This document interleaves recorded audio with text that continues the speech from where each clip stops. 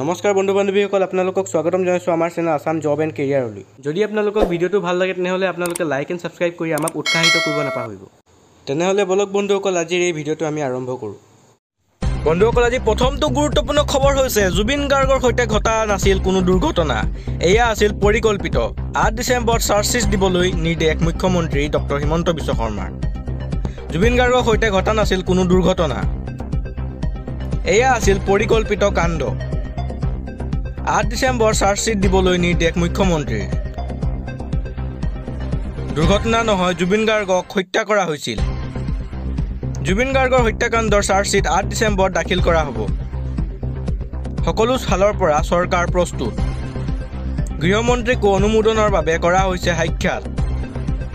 8-4 দিনৰ ভিতৰত পোৱা যাব অনুমোদন। জুবিন গাৰ্গৰ সৈতে ঘটা নাছিল কোনো দুৰ্ঘটনা। এয়া আছিল এটা পৰিকল্পিত কাণ্ড। তেনেহ'লে বন্ধুসকল, আজি দ্বিতীয়টো গুৰুত্বপূৰ্ণ খবৰ হৈছে ৰাজ্যত শান্তিত থাকিব নোৱাৰিব অবৈধ মিয়া। এই মন্তব্য কৈছে মুখ্যমন্ত্ৰীয়ে। অবৈধ মিয়া মুছলমান প্ৰসংগত মুখ্যমন্ত্ৰীৰ বিস্ফোৰণ। ৰাজ্যত শান্তিত থাকিব নোৱাৰিব অবৈধ মিয়া। মই মুখ্যমন্ত্ৰী হৈ থকালৈকে শান্তি নাই অবৈধ মিয়াৰ। সমাধিক গৈ সেৱা কৰিলেও তেওঁলোকে শান্তি নাপাব।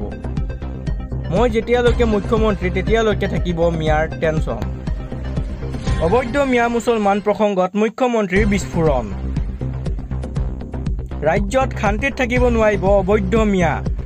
মই মুখ্যমন্ত্ৰী হৈ থকালৈকে শান্তি নাই অবৈধ মিয়াৰ। অবৈধ মিয়া মুছলমান প্ৰসংগত মুখ্যমন্ত্ৰীৰ ডাঙৰ বিস্ফোৰণ। আজি তৃতীয়টো গুৰুত্বপূৰ্ণ খবৰ হৈছে বন্ধুসকল, BSF লৈ চোচা বাংলাদেশীৰ। ভাৰত বাংলাদেশী সীমান্তত বাংলাদেশীৰ ভয়ংকৰ কাণ্ড। অকথ্য গালি গালাজ কৰি BSF লৈ চোচা বাংলাদেশীৰ। BSFৰ মাটি দখল কৰি সীমান্তত শাক পাচলিৰ খেতি বাংলাদেশীৰ। খেতি কাৰ্যত বাধা দিয়া, অস্থায়ী ঘৰ ভাঙি পেলোৱাত ক্ষুব্ধ বাংলাদেশী। ভাৰতৰ মাটি বাংলাদেশীৰ বুলি দাবী কৰি BSF লৈ চোচা। ঘটনাৰ লগে লগে সীমান্তৰ সিপাৰে একত্ৰিত শ বাংলাদেশী। ভাৰত বিৰোধী অভিযানেৰে প্ৰত্যুত্তৰ হুংকাৰ বাংলাদেশী। এয়া আমাৰ মাটি, আমাৰ দেশ বুলি দাবী বাংলাদেশী।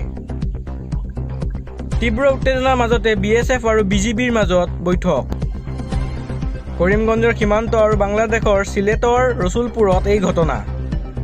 আজি পৰৱৰ্তীটো বিগ ব্ৰেকিং নিউজ হৈছে বন্ধুসকল, এগৰাকীতকৈ অধিক বিয়া পাতিলে 7 বছৰৰ কাৰাদণ্ড। বহু বিবাহক লৈ কঠোৰ মুখ্যমন্ত্ৰী হিমন্ত বিশ্ব শৰ্মা। মুখ্যমন্ত্ৰী হিমন্ত বিশ্ব শৰ্মাই কৰিলে বৃহৎ ঘোষণা। বহু বিবাহক লৈ আহি আছে নতুন আইন। 25 নৱেম্বৰত নতুন আইন আনিব চৰকাৰে। এগৰাকীতকৈ অধিক বিয়া পাতিলে হ'ব 7 বছৰৰ কাৰাদণ্ড। বহু বিবাহ কৰা ব্যক্তিক ৰেহাই নিদিব আৰক্ষীয়ে। বহু বিবাহক লৈ কোনো কম্প্ৰমাইজ নকৰে চৰকাৰে। বহু বিবাহক লৈ কঠোৰ হৈছে মুখ্যমন্ত্ৰী হিমন্ত বিশ্ব শৰ্মা। আজি পৰৱৰ্তীটো বিগ ব্ৰেকিং নিউজ হৈছে বন্ধুসকল, জুবিন ক্ষেত্ৰত গৈ সেৱা কৰিলে অবৈধ মিয়াৰ নিষ্ঠাৰ নাই। বেদখলকাৰী ঘৰত বুলডজাৰ চলিবই। জুবিন ক্ষেত্ৰত গৈ সেৱা কৰিলেও অবৈধ মিয়াৰ নিষ্ঠাৰ নাই। এইবাৰ অবৈধ মিয়াৰ শান্তি নাই। বেদখলকাৰী ঘৰত বুলডজাৰ চলিবই। তালিকা লৈ সাজু মুখ্যমন্ত্ৰী ডক্টৰ হিমন্ত বিশ্ব শৰ্মা। আজিও বিহালাত চলি আছে উচ্ছেদ। যেতিয়ালৈকে মই মুখ্যমন্ত্ৰী হৈ আছো অবৈধ মিয়াৰ শান্তি নাই। অবৈধ মিয়াই জুবিন ক্ষেত্ৰত গৈ সেৱা কৰিলেও ক্ষমা নাপায়। অবৈধ মিয়াৰ বিৰুদ্ধে একশ্যন চলিবই। মই মুখ্যমন্ত্ৰী হৈ থাকিলে অবৈধ মিয়াৰ টেনচন থাকিবই। পুনৰ অবৈধ মিয়াক লৈ কঠোৰ মুখ্যমন্ত্ৰী ডক্টৰ হিমন্ত বিশ্ব শৰ্মা। তেনেহ'লে বন্ধুসকল, আজি পৰৱৰ্তীটো বিগ ব্ৰেকিং নিউজ হৈছে জুবিন গাৰ্গৰ ন্যায় বিচাৰি ক্ষমা খুজিবলগীয়া হ'ল মহিলাই। মুখ্যমন্ত্ৰীৰ সভাত জুবিন গাৰ্গৰ ন্যায় দাবীত কৰিছিল মইনা বেগমে। মামা, আমাক অৰুণোদয় আঁচনি নালাগে, আমাক লাগে জুবিন গাৰ্গৰ ন্যায়। শনিবাৰে মিকিৰ ভেটাত অনুষ্ঠিত হৈছিল মুখ্যমন্ত্ৰী মহিলা উদ্যমিত আঁচনিৰ সভা। মঞ্চত মুখ্যমন্ত্ৰীক উদ্দেশ্য জুবিনৰ ন্যায় দাবী তুলিছিল VDP মইনা বেগমে। জুবিনৰ ন্যায় বিচৰাৰ পিছতে মহিলাগৰাকীৰ ঘৰত উপস্থিত আৰক্ষীৰ দল। বিজেপিৰ অতি ঘনিষ্ঠ সম্পৰ্ক থকা মইনা বেগমে বিচাৰিলে ক্ষমা। অৱশেষতে এই জুবিন গাৰ্গৰ ন্যায় দাবী কৰি পালোঁ। অজানিতে হোৱা ভুলৰ বাবে মই ক্ষমা বিচাৰিছোঁ। জুবিন গাৰ্গৰ ন্যায় বিচাৰি ক্ষমা খুজিবলগীয়া হ'ল মহিলাই। তেনেহ'লে বন্ধুসকল পৰৱৰ্তী বিগ ব্ৰেকিং নিউজ হৈছে 26ৰ ৰাইজৰ শক্তিশালী আঙুলিয়ে বিজেপিক ওফৰাই দিব কংগ্ৰেছৰ বিশাল গণসভা 26ৰ ৰাইজৰ শক্তিশালী আঙুলিয়ে বিজেপিক ওফৰাই দিব 26ৰ বিধানসভা নিৰ্বাচনৰ পিছত হিমন্ত বিশ্ব শৰ্মাক অসমক দেখা নাপাব অহা বছৰ হিমন্ত বিশ্ব শৰ্মাই অসমৰ ৰাইজৰ মাজৰ পৰা বিদায় ল'ব দেওবাৰে পশ্চিম কাৰ্বি আংলঙত কংগ্ৰেছৰ বিশাল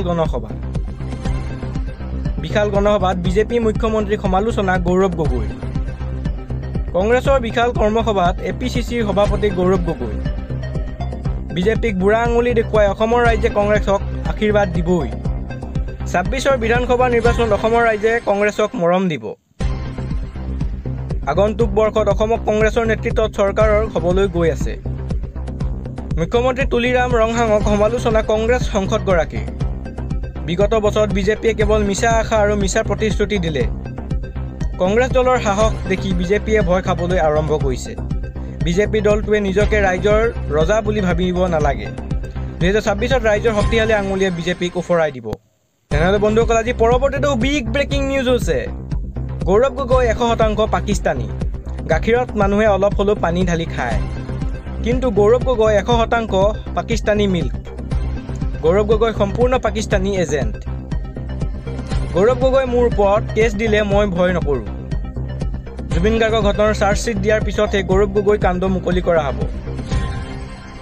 10 ছেপ্টেম্বৰৰ পৰিৱৰ্তে 10 জানুৱাৰীত প্ৰতিবেদন দাখিল কৰিলে সলনি নহয় ঘটনাৰ তথ্য এই দাবী কৰিছে মুখ্যমন্ত্ৰী হিমন্ত বিশ্ব শৰ্মাই শকুৰ পক্ষই ক'লেই মই প্ৰতিবেদন দাখিল নকৰোঁ শকুৰে 10 তাৰিখে বিচাৰিলে মই 11ত দিম শকুৰ মতে নচলে হিমন্ত বিশ্ব শৰ্মা প্ৰথমে জুবিন গাৰ্গ তাৰ পিছত গৌৰৱ